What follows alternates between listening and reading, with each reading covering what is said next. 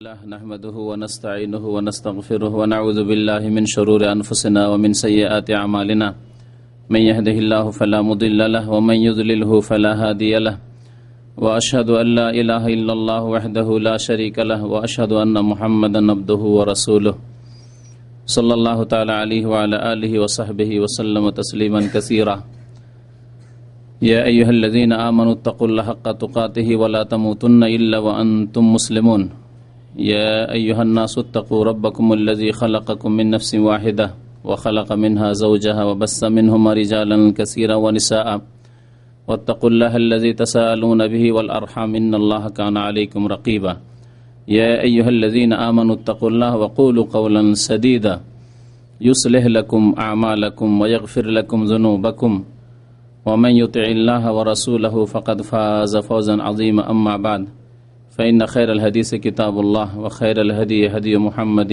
صلى الله عليه وسلم وشر الأمور محدثاتها وكل محدثة بدعة وكل بدعة ضلالة وكل ضلالة في النار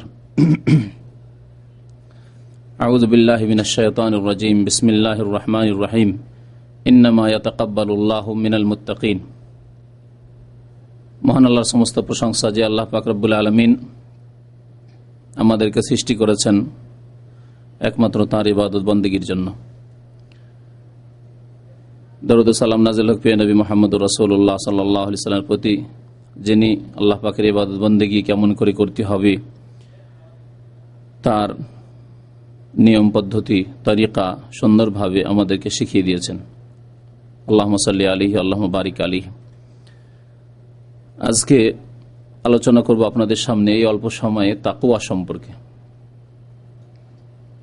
তাকওয়ার বিশেষ একটি দিক, তা হচ্ছে তাকওয়ার বহিঃপ্রকাশ কেমন করে হবে। আপনার মধ্যে তাকওয়া আছে, আপনি আল্লাহকে ভয় করেন, আপনি সংযত, এর প্রমাণ কি করে প্রকাশ পাবে যে আপনি মুত্তাকি পরহেজগার। আল্লাহ পাক রব্বুল আলামিন তাকওয়ার ওপর অত্যন্ত বেশি গুরুত্ব আরোপ করেছেন। চিন্তা করে দেখতে পারেন যে নামাজের কথা, এত গুরুত্বপূর্ণ বিষয় নামাজ, যে নামাজ ছাড়া ইসলাম থাকতেই পারে না। যার নামাজ নেই তার দিন নেই। এটি এমন একটি বিষয় যাতে কোনো দ্বিমত নেই। যার নামাজ নেই পাঁচ ওয়াক্ত, তার দিন নেই। তারপরেও নামাজের কথা, সালাতের কথা আল্লাহ পাক রব্বুল আলামিন কাছাকাছি 100 বার কোরআন কারীমে উল্লেখ করেছেন, 100 বারের বেশি নয়। পক্ষান্তরে তাকওয়ার কথা আল্লাহ পাক কোরআন কারীমে 200 বারের বেশি উল্লেখ করেছেন। 200 বারের বেশি কোরআন কারীমে তাকওয়ার কথা উল্লেখ করা হয়েছে, বিভিন্ন ভঙ্গিমায়, বিভিন্ন ভাষায়। কখনো ইত্তাকুল্লাহ বলে, কখনো ফাত্তাকুল্লাহ বলে, কখনো মুত্তাকিনদের প্রশংসা করে, কখনো অন্য কোনো ভাষায়, বিভিন্নভাবে আল্লাহ পাক রব্বুল আলামিন এই তাকওয়ার কথা মানুষকে স্মরণ করিয়ে দিয়েছেন। তাহলে এই তাকওয়া মানে কি জানতে হবে, তাকওয়া মানে কি জানতে হবে। তারপরে তাকওয়ার মানে যখন জানবেন, এই তাকওয়া মানে জানলেন যে বেঁচে থাকা, শাব্দিক অর্থ বেঁচে থাকা। কি বিষয় থেকে বাঁচতে হবে তাও জানতে হবে। এলমের প্রয়োজন রয়েছে, বিনা এলমে বেঁচে থাকা যায় না। আপনি জানেন না যে কি থেকে বাঁচতে হবে, তাহলে বাঁচবেন কি করে। তাকওয়া এত গুরুত্বপূর্ণ বিষয় যে নবী করিম সাল্লাল্লাহু আলাইহি ওয়াসাল্লামের যে কোনো আলোচনায়, যে কোনো খুতবায়, যে কোনো বক্তব্যে, যে কোনো বয়ানে নবী করিম সাল্লাল্লাহু আলাইহি ওয়াসাল্লাম তাকওয়ার কথা বারবার করে স্মরণ করাতেন।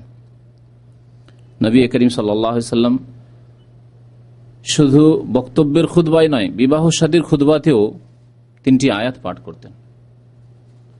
অন্য খুতবাতে, যে কোনো খুতবায়, বক্তব্যে এই 3টি আয়াত সহ সুন্নতি খুতবা পাঠ করতেন। যে খুতবা শুরুতে আমি পাঠ করেছি, ইন্নাল হামদালিল্লাহি নাহমাদুহু ওয়া নাস্তাঈনুহু থেকে শুরু করে 3টি আয়াত রাসূলুল্লাহ সাল্লাল্লাহু আলাইহি ওয়াসাল্লাম পাঠ করতেন। এই 3টি আয়াতে 5 বার করে তাকওয়ার কথা রয়েছে। আল্লাহ পাক রব্বুল আলামিন তার প্রথম আয়াতটিতে ইরশাদ করেছেন সূরা আলে ইমরান আয়াত নম্বর 102। আল্লাহ পাক ইরশাদ করেছেন, ইয়া আইয়ুহাল্লাযীনা আমানু তাকুল্লাহা হাক্কা তুকাতিহ, হে মুমিনগণ, মুমিনদেরকে আল্লাহ ডেকে বলছেন। তাহলে তাকওয়ার জন্য মুমিনদেরকে আহ্বান করা হয়েছে। মুসলিম হওয়া, মুমিন হওয়াই যথেষ্ট নয়, মুমিন মুসলিম হয়ে তাকওয়া অর্জন করতে হবে, তাকওয়া অবলম্বন করতে হবে, তাকওয়া হাসিল করতে হবে। আল্লাহ পাক ইরশাদ করেছেন, ইয়া আইয়ুহাল্লাযীনা আমানু তাকুল্লাহা হাক্কা তুকাতিহ, হে ঈমানদারগণ, হে মুমিনরা, ইত্তাকুল্লাহ, আল্লাহকে ভয় করো। একবার আল্লাহ বল ইত্তাকুল্লাহ, যথেষ্ট। ইত্তাকুল্লাহ, আল্লাহকে ভয় করো। আল্লাহ পাক বলছেন হাক্কা তুকাতিহ, ভয় করার মতো ভয় করো, যেমন ভয় করার হক রয়েছে।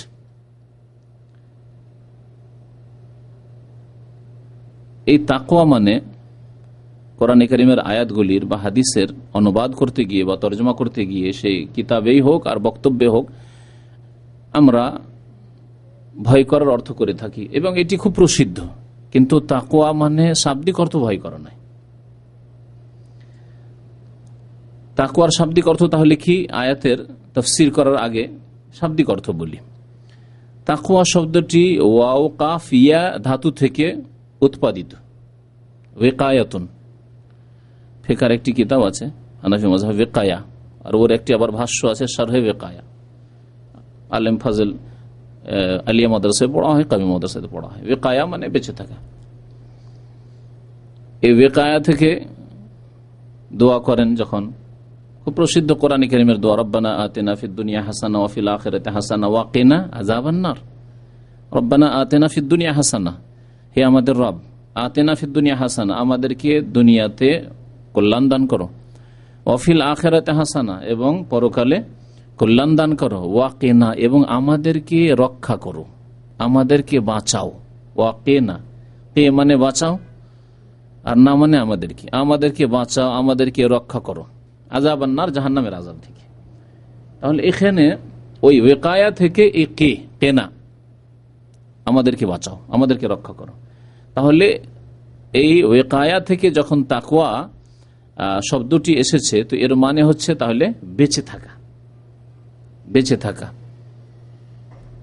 আল্লাহ পাক রব্বুল আলামিনের অসন্তুষ্টির কাজ, কথা, বিশ্বাস, এমন বিশ্বাস যে আল্লাহ পাককে অসন্তুষ্ট করে, ভ্রান্ত বিশ্বাস, ভ্রান্ত ঈমান, ভ্রান্ত ধারণা, এমন কাজ যা আল্লাহকে অসন্তুষ্ট করে, এমন কথা যা আল্লাহ পাককে অসন্তুষ্ট করে, সেসব থেকে বেঁচে থাকা, এ হচ্ছে তাকওয়া। আল্লাহ পাক যেসব আদেশ করেছেন সেসব পালন না করে আল্লাহকে অসন্তুষ্ট করা, তা থেকে বেঁচে থাকা। তার মানে ফরজ, ওয়াজিব, সুন্নত যা কিছু আদেশ হয়েছে আল্লাহ পাকের পক্ষ থেকে, তাঁর রাসূল সাল্লাল্লাহু আলাইহি ওয়াসাল্লামের পক্ষ থেকে, তা আদায় করা এবং আল্লাহ পাকের অসন্তুষ্টি থেকে এভাবে বেঁচে থাকা, আল্লাহ পাকের নাফরমানি, বিরুদ্ধাচরণ থেকে বেঁচে থাকা। আর হারাম কাজ, নাজায়েজ কাজ, অবৈধ কাজ থেকে বেঁচে থাকার মাধ্যমে, কারণ হারাম কাজ করলে আল্লাহ পাকের অসন্তুষ্টি, আল্লাহ পাকের গজব, ক্রোধ, সুতরাং তা থেকে বেঁচে থাকা। তো এই তাকওয়া মানে হচ্ছে বেঁচে থাকা, বেঁচে থাকা। যে ব্যক্তি বেঁচে থাকবে সে আল্লাহকে ভয় করে। তাই ভাব অর্থ বলা যেতে পারে যে ইত্তাকুল্লাহ, বারবার কোরআনে কারীমে ইত্তাকুল্লাহ এসেছে, ইয়া আইয়ুহাল্লাযীনা আমানু ইত্তাকুল্লাহা হাক্কা তুকাতিহ, আল্লাহকে ভয় করো। এখানে আল্লাহকে ভয় করো এই অর্থ, ভাব অর্থ, অথবা যদি বেঁচে থাকার অর্থ করেন এভাবে করা যেতে পারে, ইত্তাকু আযাবাল্লাহ, ইত্তাকু গাযাবাল্লাহ, আল্লাহর অসন্তুষ্টি থেকে বেঁচে থাকো। শাব্দিক অর্থ করা যেতে পারে, কিন্তু এখানে একটি শব্দ আরো অতিরিক্ত মানতে হবে। আল্লাহ পাকের অসন্তুষ্টি থেকে বেঁচে থাকো, আল্লাহ পাকের আযাব গজব থেকে, আল্লাহ পাকের ক্রোধ থেকে বাঁচো। এমন কথা বলিও না, এমন বিশ্বাস করিও না, এমন আমল করিও না যাতে আল্লাহ পাকের গজব হয়, আল্লাহ পাকের লানত, অভিশাপ হয়, আল্লাহ পাক অসন্তুষ্ট হন, তা থেকে বেঁচে থাকো। ইত্তাকুল্লাহ হাক্কা তুকাতিহি, বেঁচে থাকার মতো বেঁচে থাকো। ইত্তাকুল্লাহ হাক্কা তুকাতিহি, বেঁচে থাকার মতো বেঁচে থাকো, ভয় করার মতো ভয় করো। এর অর্থ কি?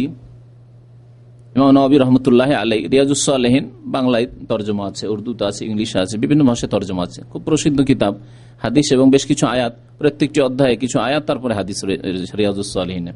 যারা প্রাথমিক পর্যায়ের লোক তারা এই কিতাবটি পড়তে পারে, ভালো। তো এই রিয়াদুস সালেহিনে তিনি এই আয়াতটি প্রথম নিয়ে এসছেন তাকওয়ার অধ্যায়ে। তারপরে তিনি বলছেন যে হাক্কা তুকাতে, এই যে যেমন ভয় করার হক অধিকার, যেমন বাঁচার হক অধিকার, এর অর্থ কি? এর সমর্থনে আরেকটি আয়াত নিয়ে এসছেন সূরা তাগাবনে। আল্লাহ পাক ইরশাদ করেছেন ফাত্তাকুল্লাহ মাস্তাতাতুম, তোমাদের যতটা ক্ষমতা আছে ততটা ভয় করো, যতটা ক্ষমতা আছে ততটা ভয় করো। তাহলে আমাদের শরীরে, আমাদের মন মস্তিষ্কে, আমাদের বিদ্যা বুদ্ধিতে যতটা ক্ষমতা আছে ততটা আল্লাহকে ভয় করতে হবে। এটি হচ্ছে হাক্কা তুকাতে, ভয় করার মতো ভয়। ভয় করার মতো ভয় মানে এই নয় যে এক একজনের এক এক রকম, যে যতটা পারলো। একজন বলছে আমি 4 ওয়াক্ত নামাজ পড়ি ভাই, ফজর পড়তে পারি না, আমি এতটাই পারি। এটা তার কথা সত্য না? সে মিথ্যা বলছে, মিথ্যুক। সে মিথ্যুক একেবারে, যতই বলুক সে মিথ্যুক। কারণ ওই ফজরের সময় যদি বলা হয় যে এখন তোমাকে 1000 রিয়াল দেওয়া হবে, বেশি করে বললাম, যদি বলা হয় 100 রিয়াল দেওয়া হবে, তবু হাজির। 5 রিয়ালের জন্য গাড়ি ধুইতে ছোটাছুটি ফজরের আগে থেকে। যদি বলে এক্ষুনি তোমার ফ্লাইট আছে ভোর রাতে, ভোর 3টার সময়, 2:30টার সময়, 2টার সময়, যে কোনো সময় বলেন না কেন, 24 ঘন্টা হাজির। এয়ারপোর্টে গিয়ে লাইন দিয়ে 5 ঘন্টা দাঁড়িয়ে থাকতে হবে, তারপরে হাজির, দেশে যেতে হবে, 1 পয়সা পাবে না। চিন্তা করতে পেরেছেন? তাহলে যেই ব্যক্তি বলবে যে আমি 4 ওয়াক্ত পারি আর পারি না, তো এটা হচ্ছে ফাত্তাকুল্লাহ মাস্তাতাতুম, যথাসাধ্য আল্লাহকে ভয় করবেন, এটি আমার সাধ্য, সে মৃত্যু। কারণ আল্লাহ পাক রব্বুল আলামিন যিনি সৃষ্টি করেছেন তিনি আমাদের সম্পর্কে সম্যক জ্ঞাত, আমাদের চাইতে বেশি জানেন। আমরা আমাদের সম্পর্কে অল্পই জানি, কিন্তু আল্লাহ পাক রব্বুল আলামিন সবকিছুই জানেন। তিনি আল্লাহ আমাদের মধ্যে যতটা ক্ষমতা আছে তা ততটা পুরোপুরি দায়িত্ব আমাদের দেননি, অতটা আমাদের দায়িত্ব বোঝা দেননি, তার চাইতে অনেক কম দিয়েছেন। এই জন্য আল্লাহ পাক রব্বুল আলামিন বলেছেন লা ইউকাল্লিফুল্লাহু নাফসান ইল্লা উসাহা, কোন ব্যক্তিকে আল্লাহ এমন দায়িত্ব দেন না যা তার সাধ্যের বাইরে। তাহলে 5 ওয়াক্ত নামাজ আল্লাহ পাক মানব জাতির উপর ফরজ করেছেন, এটি তাদের সাধ্যে আছে, সেই জন্য আল্লাহ ফরজ করেছেন। এইরকমই রমজান মাসের রোজা, যার দ্বারে আমরা পৌঁছে গেছি।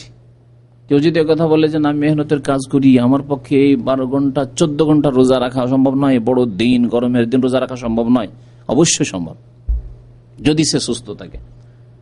কোনখানে সম্ভব নয় সেখানে আল্লাহ পাক ছাড় দিয়েছেন, যেখানে সম্ভব নয় সেখানে আল্লাহ ছুটি দিয়েছেন। ফামান কানা মিনকুম মারিদান আও আলা সাফারিন ফাইদ্দাতুম মিন আইয়ামিন উখর, তোমাদের কি অসুস্থ হয় তাহলে তার সাধ্যের বাইরে রোজা রাখা, যদি সফরে থাকে তাহলে সফরে কষ্ট,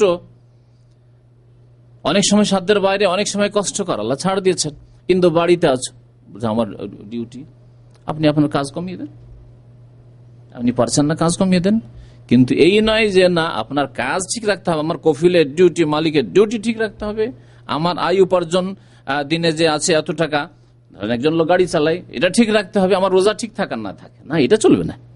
আগে আপনার দিন ঠিক করতে হবে, আপনার ইমান ঠিক করতে হবে, আপনার ইবাদত বন্দেগী ঠিক করতে হবে, তারপরে আপনার রুজি রোজগার। আল্লাহ পাক বলেছেন ফাইদা কুদিয়াতিস সালাত ফান্তাশিরু ফিল আরজ, যখন নামাজ হয়ে যাবে তারপরে পৃথিবীতে ছড়িয়ে পড়ো, ওয়াবতাগু মিন ফাদলিল্লাহ, তারপরে আল্লাহর যে অনুগ্রহ রুজি আছে পৃথিবীতে, তোমার রিজিক আছে তা সন্ধান করো। পরে আল্লাহ সন্ধান করতে বলেছেন, আগে ইবাদত বন্দেগী নামাজ আল্লাহ পাক রব্বুল আলামিন পুরা করতে বলেছেন। তো বলছিলাম যে আল্লাহ বলছেন ভয় করার মতো ভয় করো, মানে যতটা তোমাদের সাধ্যে আছে। যখন সাধ্যে নেই, এর বেশি আর পারছি না, তখন আল্লাহ পাক আর জিজ্ঞেস করবেন না। এটা হচ্ছে কোন পর্যায়ে? যেই পর্যায়ে মানুষ একবার নিরুপায় হয়ে যায়। গতকালকে এক ভাই এসছে, বলছে আমি নিরুপায় হয়ে সুদের উপর টাকা নিয়েছি। মিথ্যা কথা। নিরুপায় হয়ে আমি সুদের উপর টাকা নিয়েছি, এই কথাটি মিথ্যা। নিরুপায় শরীয়তে কাকে বলা হয়? যখন দেখা যায় যে আমি যদি এখন সুদের উপর টাকা না নিই, আমি যদি এখন শুকরের গোস্ত না খাই, এখন যদি মদ পান না করি, তাহলে আমি হয় পিপাসায় মরে যাব, খিদায় মরে যাব, আর না হলে আমাকে কেউ মেরে দেবে, জবাই করে দেবে, বাধ্য। এটাকে বলা হয় শরীয়তের ভাষায় ইজতিরারি অবস্থা, বাধ্যতামূলক অবস্থা, নিরুপায়। যেই ব্যক্তি সুদের উপর টাকা নিয়েছে, হয় বিদেশে আসার জন্য, না হয় জমি কেনার জন্য, না একটা গাড়ি কেনার জন্য, না হয় বাড়ি তৈরি করার জন্য, সে ব্যক্তি নিরুপায়? কখন নিরুপায় না। আল্লাহ ফরজ করেছেন না সুন্নাত না ওয়াজিব বিদেশে আসা। আপনার টাকা থাকে আসেন। কেউ যদি আপনি যদি দিনদার পরেজগার মানুষ হন, সত্যি আল্লাহ ভীরু হন, তাহলে আপনাকে অনেকে ধার দেবে। আপনি প্রমাণ করেন মানুষের কাছে, যেসব পাড়া প্রতিবেশী আছে, বন্ধু বান্ধব, তার কাছে যে আমি আল্লাহ ভীরু, আমি ওয়াদা খেলাফ করি না, আমি এক পয়সা কারণ হারাম খেয়ে মরবো না। অবশ্যই দেবে আপনাকে, আপনি প্রমাণ করতে পারেননি। তো বলছিলাম যে আল্লাহকে ভয় করার মতো ভয় করতে হয়, মানে যতটা আল্লাহ পাক রব্বুল আলামিন বিদ্যায়, বুদ্ধি, শরীরে, মন মস্তিষ্কে ক্ষমতা রেখেছেন, ততটা ভয় করার নাম হচ্ছে হাক্কা তুকাতি। যা ভয় করার হক রয়েছে ততটা ভয় করো। ওয়ালা তামুতুন্না ইল্লা ওয়া আনতুম মুসলিমুন, তোমরা মুসলিম হয়ে মরবে, তাহলে তোমাদের মুক্তি রয়েছে। ইসলাম ছাড়া অন্য কোনো অবস্থায় কারো মত হলে সেই ব্যক্তির কোনো রক্ষা নেই, কোনো তার মুক্তি নেই, কোনো নাজাত নেই। ওয়ালা তামুতুন্না ইল্লা ওয়া আনতুম মুসলিম। আল্লাহ পাক রব্বুল আলামিন যেন আমাদেরকে মুসলিম অবস্থায় মৃত্যুবরণের তৌফিক দান করেন, সুযোগ দান করেন। আল্লাহ আমাদের সর্বশেষ অবস্থায় যেন কালেমা লা ইলাহা ইল্লাল্লাহ পড়ার তৌফিক দান করেন। ঈমানের অবস্থা আমাদের কাছে যেন মালাকুল মউত আসে, আমিন। তো এই তাকওয়া যে আল্লাহকে ভয় করাই বলেন, আর সংযত, তার শাব্দিক অর্থ হচ্ছে সংযত জীবন যাপন, বেঁচে থাকার জীবন যাপন। আর এই ভাষাটি আমাদের ভাষায় ব্যবহার হয়, মুত্তাকি পরেজগার লোক বলা হয়। মুত্তাকি বলে, মুত্তাকি যদি না বুঝে, লোকটি খুব পরেজগার লোক, লোকটি খুব পরহেজি লোক। বিভিন্ন ভাষায়, বিভিন্ন এলাকার হয়তো আঞ্চলিক ভাষাও রয়েছে। পরহেজ ফার্সি ভাষা, উর্দুতে এসেছে, তারপরে বাংলা এসছে। এই ভাষাটি ওই তাকওয়ার অর্থ, পরহেজ কারণে বেঁচে থাকে। যার পেটে গোলযোগ আছে, অসুবিধা আছে, সে খাওয়া বিভিন্ন খাবার, যেসব খাবার ক্ষতি করে তার পেটের জন্য, তা থেকে পরহেজ করে বলে, মানে বেঁচে থাকে। তো দিনের ক্ষেত্রে, ইসলামের ক্ষেত্রে সেই ব্যক্তি পরহেজগার যেই ব্যক্তি হারাম থেকে বেঁচে থাকে। এটি হচ্ছে খুব সংক্ষেপে কথা, কিন্তু এই তাকওয়া সম্পর্কে উলামায়ে কেরামদের অনেক কথা রয়েছে। তার মধ্যে একটি কথা দিয়ে হয়তো তাদের কথা শেষ করব, আর তারপরে অন্য দিকে যাব। আলী রাদিয়াল্লাহু তাআলা আনহু চতুর্থ খলিফা, নবী করিম সাল্লাল্লাহু আলাইহি সাল্লামের চাচাতো ভাই, আবার জামাই। তার একটি বক্তব্য রয়েছে তাকওয়া সম্পর্কে। তাকে একবার জিজ্ঞাসা করা হয় যে তাকওয়া আবার কি, তাকওয়া কাকে বলে? কারণ তাকওয়া সম্পর্কে কোরআনে কারিমে এতবার বলা হলেও অনেকেই তাকওয়া সম্পর্কে বুঝে না। আর প্রথম কথা, এই তাকওয়া বোঝাই ত্রুটি রয়েছে। আর যারা বুঝেও আবার অনেকেই, বরং অধিকাংশই তাকওয়ার প্রতি আমল করে না। এজন্য ওমর বিন আব্দুল আজিজ রহমতুল্লাহ আলাইহি তার একটি বক্তব্য বলেছেন যে দেখো, তাকওয়া, তোমরা তাকওয়া অর্জন করবে, আল্লাহকে ভয় করবে, সংযত জীবন যাপন করবে, এর ওয়াজ করনেওয়ালা, বক্তব্য করনেওয়ালা তো দুনিয়াতে খুব বেশি, মানে তাকওয়ার উপদেশ দাতা অনেকে, ওয়াল আমিলিনা বিহি কলিল, কিন্তু এর উপর আমলকারীর সংখ্যা অত্যন্ত কম। বাবাও ছেলেকে বলছে, বাবা বিদেশে যাচ্ছ, দেখো অন্যায় কাজ করবে না, অপরাধ করবে না, কারো এক পয়সা কোনো জিনিসে হাত দিবে না, কিন্তু নিজেই বাবা হয়তো সুদ খায়, ঘুষ খায়, হারাম খায়, বেঈমানি করে, কত লোকের যে টাকা পয়সা আত্মসাৎ করে রেখেছে। নিজের বাবার অবস্থা এরকম। মা উপদেশ দিচ্ছে ছেলেকে যে বাবারে বিদেশে যাচ্ছিস তুই, হ্যাঁ বাইরে যাস তুই, দেখে শুনে এদিক ওদিক করবি না, তুই নামাজ ছাড়বি না, নামাজে কোনো গাফিলতি করবি, নিজেই গাফিল। অনেক মুরব্বীরা, বাবা মাই হোক বা অন্যরাই হোক, নেতা হোক, বুজুর্গরা হোক, এমনকি আলেম সমাজ হোক, তাকওয়ার বক্তব্য করে, কিন্তু যদি দেখা যায় তার জীবন, তো অধিকাংশের জীবন তাকওয়া থেকে খালি, অথবা তাকওয়ার ক্ষেত্রে ত্রুটি রয়েছে, খালি না হলেও, শূন্য না হলেও। ওমর বিন আব্দুল আজিজ রহমতুল্লাহ আলাইহি প্রখ্যাত খলিফা ছিলেন, বনু উমাইয়াদের মধ্যে তাকে খলিফা রাশেদ বলা হয়।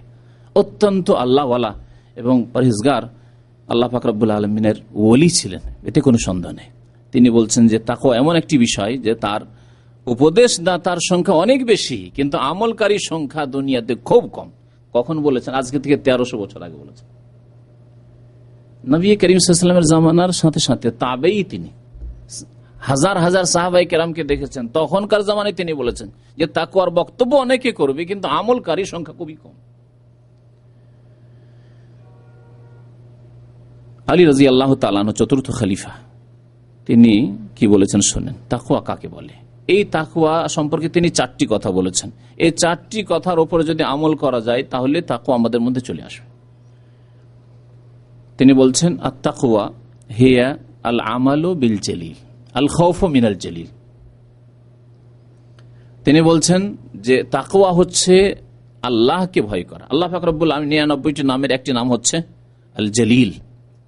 আল্লাহ পাকের নাম জলিল, এই জন্য অনেকে নাম রাখেন আব্দুল জলিল, ছেলের নাম রাখেন আব্দুল জলিল বলে ডাকবেন, নাম রাখেন আব্দুল খালেক বলে ডাকবেন, নাম রাখেন আব্দুল রাজ্জাক বলে ডাকবেন। কিন্তু আমাদের দেশের মানুষ শিরকি তরিকায় নামটা ডাকে, শিরকি তরিকা। আব্দুল রাজ্জাককে রাজ্জাক ভাই, ও রাজ্জাক ভাই, রাজ্জাক তো রিজিক দাতা আল্লাহ, তো তোমার ভাই কি করে আল্লাহ হইতে পারে? খালেক তো সৃষ্টিকর্তা, তো খালেক ভাই কি করে হইতে পারে?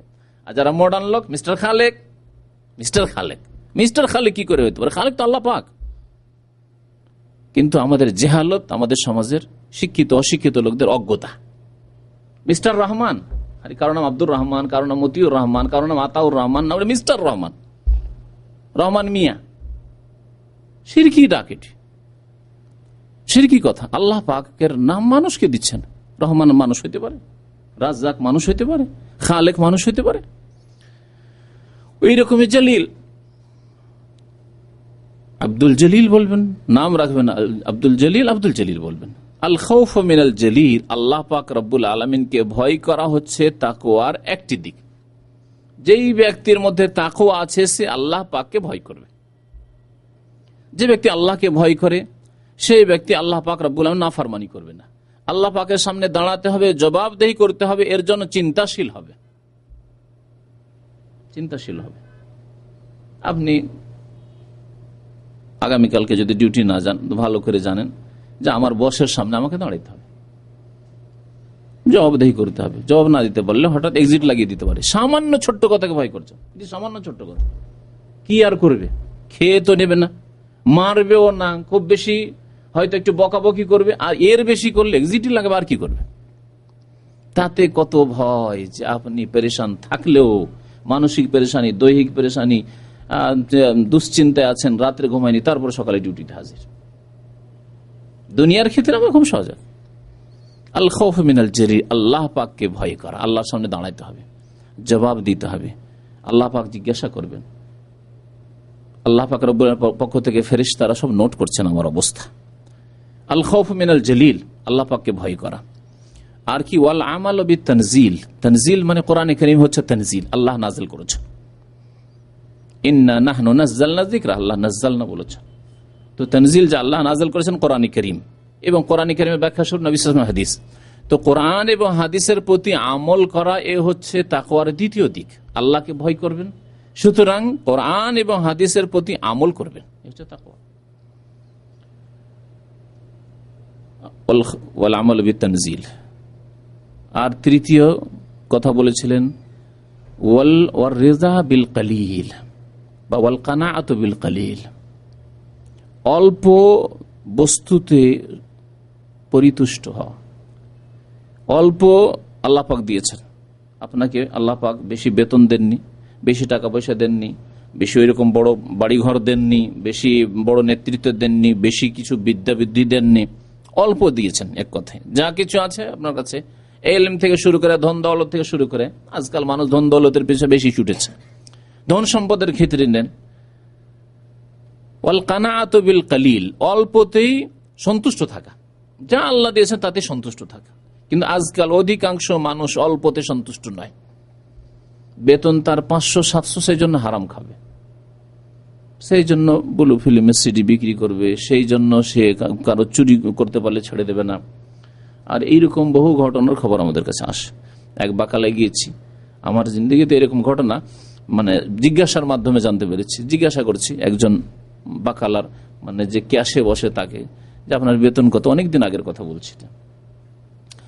পরিচিত হলো হয়তো বলতো না, অপরিচিত লোক, ভাবছে বললে অসুবিধা নেই।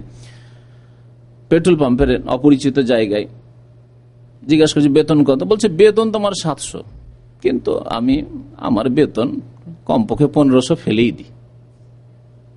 কাছ থেকে চুরি করে, ডেলি 5 টাকা 10 টাকা করে চুরি করতে থাকলেই তো হইলো, ধরতেও পারবে না। তাকওয়া থাকলে তা হইতো না। তাকওয়া থাকলে কি হতো? ওয়াল কানাআতু বিল কলিল, আল্লাহ অল্পই দিয়েছেন, আমার ভাগ্যে আল্লাহ পাক 500-700 বেতন দিয়েছেন, তাতে আমি রাজি, তাতে আমি সন্তুষ্ট। আজকে আমার আয় উপার্জন হলে, যারা দৈনিক ইনকাম করেন, যারা গাড়ি চালানো হয়তো, আজকে আমার হলে আলহামদুলিল্লাহ এতে সন্তুষ্ট আমি, বেশি হলেও সন্তুষ্ট, কম হলেও সন্তুষ্ট, না হলে সন্তুষ্ট। ওয়াল কানাআতু বিল কলিল। আর 4 নম্বরে বলেছে ওয়াল ইস্তিদাদু লিয়াউমির রাহিল, যেই দিন প্রস্থান করতে হবে, প্রস্থান করা, ডিপারচার করা, বুঝেন তো না?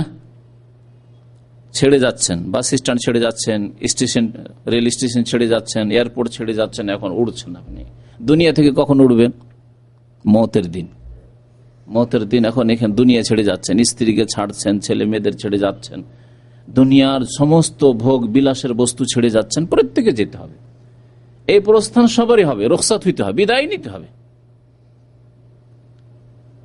দেখতে থেকে যাবেন সবকিছু, তাকাতে থেকে যাবেন, বিদায় নিতে হবে। অল ইস্তেদাদের জন্য প্রস্তুতি নেওয়া, প্রিপারেশন, প্রস্তুতি নিতে হবে। এর জন্য প্রস্তুতি কোথায়? আল্লাহ পাক রব্বুল আলামিন এই প্রস্তুতির কথাই বলেছেন তাকওয়া বলে। ওয়াতাজাওয়াদু ফাইন্না খায়রাজ যাদ আত-তাকওয়া। আল্লাহ বলছেন যে তোমরা সম্বল গ্রহণ করো।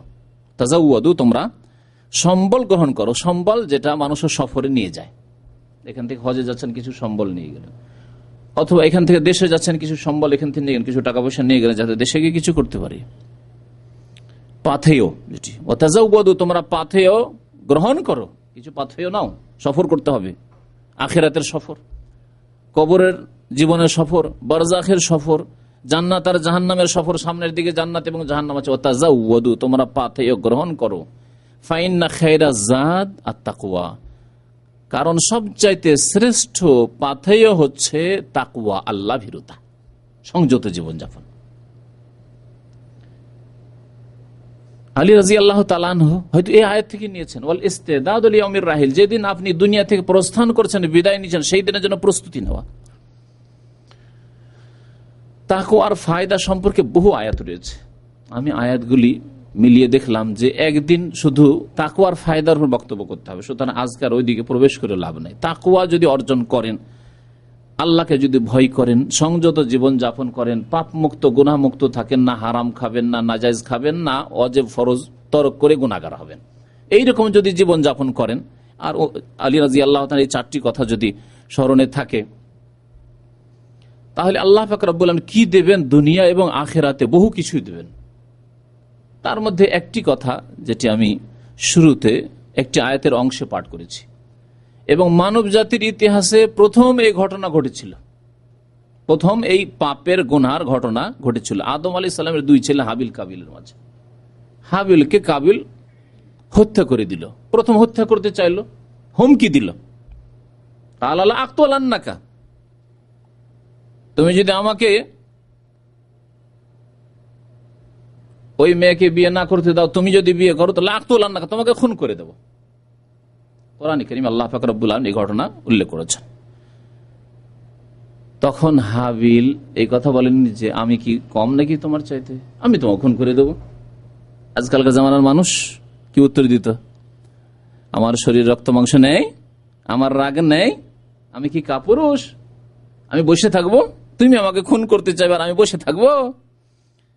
হাবিল কি জবাব দিচ্ছেন? এটি হচ্ছে আমাদের জন্য আদর্শ। কাবিল আমাদের জন্য আদর্শ নয়, ইবলিস আমাদের জন্য আদর্শ নয়। ইবলিস গোমরা করেছে কাবিলকে, আপনি কাবিলের অনুকরণ করবেন?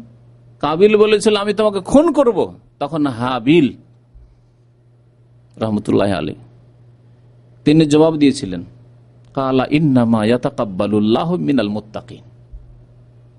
কুরবানি আমিও পেশ করলাম, তুমিও কুরবানি, আল্লাহ তো বিচার মীমাংসা করেই দিলেন যে কুরবানি পেশ করো, যার কুরবানি কবুল হবে সেই ব্যক্তি ওই সুন্দরী মেয়েকে বিয়ে করতে পাবে। ওটা আমার ভাগে আছে, তোমার ভাগে নাই। ঘটনা এরকম ছিল। কুরবানি হাবিলের কবুল হলো, কাবিলের কবুল হলো না। কেন কবুল হলো না? দোষ তোমার মধ্যে আছে, দোষ তোমার মধ্যে আছে। তাই বললেন হাবিল, কালা ইন্নামা ইয়াতাকাব্বালুল্লাহু মিনাল মুত্তাকিন, আল্লাহ পাক কবুল করেন মুত্তাকিনদের পক্ষ থেকে। তুমি যদি মুত্তাকি পরেজগার হতে, সংযত হতে, তাহলে তোমারও কুরবানি আল্লাহ পাক কবুল করতেন। তোমার মনের কামনা বাসনা আশা আল্লাহ পূরণ করে দিতেন। কিন্তু আল্লাহ পাক আমার মনের আশা পূরণ করেছেন। তাহলে বোঝা গেল যে কোনো ইবাদত বন্দি হোক আর আমল হোক আর মানুষের সাথে ভালো আচার আচরণ হোক, যে কোনো নেক আমল হোক না কেন, কবুল হওয়ার জন্য একটি মৌলিক বিষয় হচ্ছে যে তাকওয়া হইতে হবে অন্তরে। তাকওয়া যদি না থাকে, সংযত যদি অন্তর না হয়, সংযত জীবন যাপন না হয়, মুত্তাকি ছাড়া অন্যের কাছ থেকে আল্লাহ কবুল করেন না। ইন্নামা দিয়ে আল্লাহ বলেছেন, ইন্নামা এর ভিন্ন অন্য কিছু নয়। ইন্নামা ইয়াতাকাব্বালুল্লাহু মিনাল মুত্তাকিন, নিশ্চয় একমাত্র আল্লাহ পাক রব্বুল আলামিন মুত্তাকিনদের পক্ষ থেকে কবুল করেন। তাহলে চিন্তা করুন, আপনি যদি মুত্তাকি হন তাহলে আল্লাহ পাক আপনার দোয়া কবুল করবেন। আপনি যদি মুত্তাকি হন তাহলে আল্লাহ পাক আপনার 5 ওয়াক্ত নামাজ কবুল করবেন। আপনি যদি মুত্তাকি হন, এর উদাহরণ হচ্ছে আপনি নামাজ পড়ছেন আর সুদ খাচ্ছেন বা সুদ দিচ্ছেন লোভে, একটা বড় ব্যবসা করার জন্য, বড় কিছু করার জন্য, আর আরেক ভাইকে নিয়ে আসবো, আর এক আমার ছেলেকে নিয়ে আসবো, সেই জন্য সুদের ওই বন্ধকে জমি রেখে এসছেন, সুদ খাওয়াচ্ছেন অন্য লোককে, সুদে অংশীদার আপনি। অথবা সুদী প্রতিষ্ঠানে লোভ সামলাতে পারছেন না, সুদী ব্যাংকে চাকরি পাচ্ছি, চাকরিতে ঢুকে পড়লেন, অথবা ঢুকিয়ে দিলেন আপনার ছেলেকে, আপনার ভাইকে ইত্যাদি। এই সুদ খেতে আছেন, ঘুষ খেতে আছেন, লোভ সামলাতে পারেন না, বেতন 10,000 15,000 টাকা, সুদের তো অঙ্ক তো অনেক না, ঘুষের অঙ্ক তো অনেক বেশি। প্রশ্ন পরে করবেন। তো এইভাবে যখন আপনি হারাম থেকে নিজেকে বাঁচাতে পারছেন না, তার মানে আপনার মধ্যে তাকওয়া নেই। এই হারাম খেয়ে দিয়ে ইবাদত বন্দেগী দোয়া করবেন, কবুল হবে না। আল্লাহ বলছেন ইন্নামা ইয়াতাকাব্বালুল্লাহু মিনাল মুত্তাকিন, আল্লাহ পাক মুত্তাকিনের পক্ষ থেকেই কবুল করেন। মুত্তাকি ছিলেন হাবিল, আল্লাহ পাক হাবিলের কুরবানি কবুল করলেন। মুত্তাকি ছিল না কাবিল, কাবিলের আল্লাহ পাক রব্বুল আলামিন কুরবানি কবুল করল না। ফায়দার দিকে যাচ্ছে না। এখন যেটা বাস্তবে আমাদের মধ্যে তাকওয়া হইতে হবে, এর বহিঃপ্রকাশ কি? আমরা কি করে বুঝবো যে আমার মধ্যে তাকওয়া কিছু আছে বা নেই, তাকওয়াতে ত্রুটি আছে? এর কিছু দৃষ্টান্ত তুলে ধরব। নবী করিম সাল্লাল্লাহু আলাইহি ওয়াসাল্লাম ইরশাদ করেছেন, ইন্নাল্লাহা লা ইয়ানজুরু ইলা সুওয়ারিকুম ওয়ালা ইলা আজসাদিকুম, নিশ্চয় আল্লাহ পাক রব্বুল আলামিন তোমাদের রূপ চেহারাও দেখেন না আর দেহ বডিও দেখেন না। ওয়ালাকিন ইয়ানজুরু ইলা কুলুবিকুম ওয়া আমালিকুম, আল্লাহ পাক কি দেখেন? তোমাদের অন্তর দেখেন এবং আমল দেখেন। অন্তর দেখেন এবং আমল দেখেন। আমরা মানুষ, যারা ভালো মানুষ, যেসব ভাইরা, তারা কি দেখতে পাবেন? দুটোর মধ্যে বাহ্যিক আমল দেখতে পাবেন, অন্তর দেখতে পাবেন না। আল্লাহ পাক রব্বুল আলামিন অন্তরে দেখেন, অন্তর্যামী যেহেতু, যে অন্তরের অবস্থা আপনার কেমন, অন্তরে আল্লাহর ভয় আছে, অন্তরে গুনাহ থেকে পাপ থেকে বেঁচে থাকার জন্য আগ্রহ আছে, সৎ ইচ্ছা আছে, এটি আল্লাহ পাক রব্বুল আলামিন দেখেন। মানুষ অন্তরে দেখতে পায় না, তবে মানুষ বাহ্যিক আমল দেখতে পায়। আল্লাহ পাক রব্বুল আলামিন বাহ্যিক আমলও দেখেন আর গোপনীয় আমলও দেখেন। বাড়ির মধ্যে আপনি হয়তো বাইরে গুনাহ করেন না, পাপ করেন না, দেখা যায় না বাজারে আপনাকে কোনো সময় ধূমপান করতে, দেখা যায় না আপনাকে নামাজ ছেড়ে রাস্তাঘাটে বসে থাকতে, দেখা যায় না অন্য কোনো অন্যায় কাজ করতে, বাহ্যিক কোনো অন্যায় কাজ দেখা যায় না। তাহলে মানুষের কাছে আপনি কিন্তু পরেজগার হয়ে গেছেন, জনসমাজে আপনি পরেজগার হয়ে গেছেন। কিন্তু আল্লাহ পাক রব্বুল আলামিনের কাছে পরেজগার হওয়ার জন্য অতিরিক্ত আপনার নির্জনতায়ও তাকওয়া লাগবে। ঘরের মধ্যে একা এক রুমে থাকেন অথবা খালি রুম পেয়েছেন, নোংরা ফিল্ম ছবি দেখেন। ইন্টারনেটে আজকাল অধিকাংশ মানুষ, পরিসংখ্যান, অন্য দেশের পরিসংখ্যান বাদ দেন, দুনিয়ার মধ্যে সবচেয়ে ভালো দেশ, যেই দেশটির বেশিরভাগ, যদিও সংখ্যার হারে বলছি না, আমি বলছি অন্য দেশের তুলনায় এখানকার লোক, সৌদি আরবের লোক দ্বীনকে মজবুত করে অনেকটাই ধরে আছে।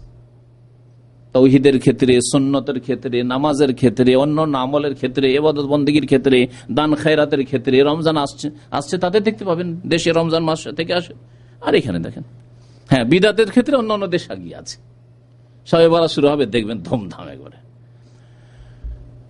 তারপরেও ইন্টারনেটের খবর শুনবেন, ইন্টারনেট যে ইউজ করে, যারা ইন্টারনেটে যারা প্রবেশ করে, তাদের অধিকাংশই যেগুলি খারাপ সাইট, যেগুলি নোংরা অশ্লীল সাইট, সেগুলি ভিজিট করে, সেগুলিতে ঢুকে নোংরা ছবি দেখে। ভালো কাজে ইন্টারনেট অস্ত্রের মতো, অস্ত্রের মতো। অস্ত্র দিয়ে আপনি পেঁয়াজ রসুন কাটতে পারেন আপনার চাকু দিয়ে, আবার মানুষ জবাই করেছে কেউ, মানুষ জবাই করেছে কেউ। ঠিক ইন্টারনেট ওই রকমই, কিন্তু ইন্টারনেটকে ওই চোর ডাকাতদের হাতে যেমন ব্যবহার হয় অস্ত্র, তেমন ব্যবহার হচ্ছে আজকালকার জামানায়। অধিকাংশ মানুষ, বিশেষ করে ইন্টারনেট ক্যাফেতে যারা বসছে, তাদের 80% বেশি অবৈধ দৃশ্য দেখছে, হারাম দৃশ্য দেখছে, ভালো কাজের জন্য ঢোকে না। ওইসব জায়গায় ভালো মানুষ, ভদ্র আল্লাহওয়ালা মানুষের বসার জায়গা আর থাকেনি। যদি এই দেশে এই অবস্থা হয়, তাহলে বাকি পৃথিবীর অবস্থা কি আছে আপনি চিন্তা করেন। তাকওয়া সম্পর্কে বলছিলাম যে আল্লাহ পাক রব্বুল আলামিন কি দেখতে চান? অন্তর দেখেন, অন্তর্যামী, আর আমল দেখেন, বাহ্যিক আমল দেখেন, আর গোপনীয় যে আমল করছেন তা আল্লাহ পাক রব্বুল আলামিন দেখছেন। আলাম ইয়ালাম বিআন্নাল্লাহ ইয়ারা, মানুষ কি জানে না যে আল্লাহ পাক দেখছেন? তাকওয়ার বহিঃপ্রকাশ কিসে ঘটবে? প্রথম কথা, আপনার আকীদার ক্ষেত্রে, তাওহীদের ক্ষেত্রে, আল্লাহর একত্বের ক্ষেত্রে তাকওয়া থাকতে হবে, যাতে করে আপনার বিশ্বাসে, আকীদায়, আপনার তাওহীদে, আল্লাহ পাকের যে তাওহীদ প্রতিষ্ঠা, একত্ব প্রতিষ্ঠায় কোন রকমের শিরকের সামান্যতম সংমিশ্রণ না থাকে। এই হচ্ছে বেঁচে থাকা। কারণ এই তাকওয়া, এই ক্ষেত্রে যদি তাকওয়া না থাকে, শিরকের সামান্যতম সংমিশ্রণ থাকে, তাহলে মুক্তি পাবেন না। কিন্তু শিরক যদি থাকে তাহলে কোনো রেহাই নেই, আল্লাহ পাক শিরকের গুনাহ মাফ করবেন না। সুতরাং প্রথম তাকওয়া অর্জন করতে হবে আকীদা, বিশ্বাসের ক্ষেত্রে, তাওহীদের ক্ষেত্রে, আল্লাহর একত্বের ক্ষেত্রে। আল্লাহ পাক ইরশাদ করেছেন, আল্লাযীনা আমানু ওয়া লাম ইয়ালবিসু ঈমানাহুম বিযুলমিন উলাইকা লাহুমুল আমনু ওয়া হুম মুহতাদুন। যারা ঈমান নিয়ে এসেছে, আল্লাহ মুমিন বলে ছেড়ে দেননি। ওয়া লাম ইয়ালবিসু, নেগেটিভ আল্লাহ বলছেন, ওয়া লাম ইয়ালবিসু ঈমানাহুম বিযুলমিন, এবং তারা নিজের ঈমানের সাথে শিরকের সংমিশ্রণ ঘটায়নি। এই জুলম মানে হচ্ছে শিরক। নবী করিম সাল্লাল্লাহু আলাইহি ওয়াসাল্লাম হাদিস আছে যে আল্লাহ পাক বলেছেন, ইন্নাশ শিরকা লাযুলমুন আযীম। লোকমান হাকিম যখন ছেলেকে উপদেশ দিয়েছিল, তখন তিনি বলেছিলেন যে ইন্নাশ শিরকা লাযুলমুন আযীম, শিরক হচ্ছে সবচেয়ে বড় জুলম।